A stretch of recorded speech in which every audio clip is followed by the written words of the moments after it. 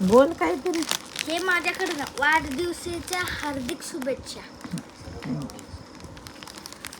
Thank you. तर सोहमचं थोडं मराठी त्याला अशा जोडशब्द पटकून बोलता येत नाहीत बरं का.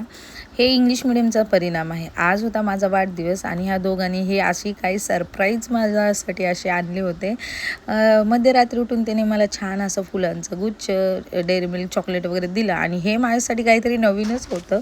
रात्री 12 वाजता यांनी ना मला फटाकड्या फोडायला लावल्या. म्हणे तुझ्या आयुष्यामध्ये असंच ह्या फटाकड्यासारखी रोशनी आणि उजेड असाच राहू दे आणि हे जेवढे चमकतायत ना आकाशामध्ये तुझ्याही आयुष्यामध्ये अशीच चमक भरू दे, असे त्यांनी विशेष करत मला ह्या फटाकड्या लावायला लावल्या. आणि मला खरं तर फटाकड्यांची खूप जास्त भीती वाटते, पण मी खूप आनंदी होते की माझ्यासाठी ह्यांनी एवढं काहीतरी वेगळं असं स्पेशल केलं. आणि त्याच्यामध्ये आमचा सोहम पण खुश होता.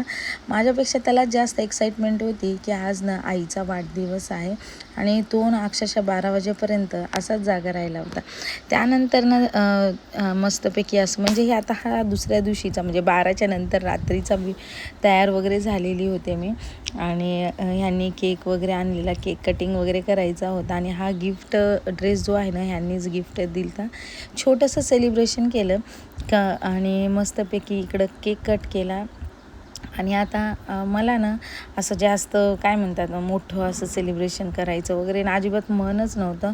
मी म्हणलं ह्यावेळेस असेल तरी ना छोट्यातल्या छोट्यात करायचं, पण ते छोटं राहिलंच नाही. ह्या दोघांनी माझ्यासाठी एवढं काय काय केलं ते ना की अक्षरशः ना माझे डोळे भरून आले होते. आणखीन काय पाहिजे हो, आपला नवरा एवढा जीव लावणारा आणि ह्या एवढ्या छोट्याशा वयापासून मुलगा आपला विचार करतो, तर ह्याच्यातच मला ना माझं समाधान वाटलं. कमेंट करून सांगा तुम्हाला हा व्हिडिओ कसा वाटला.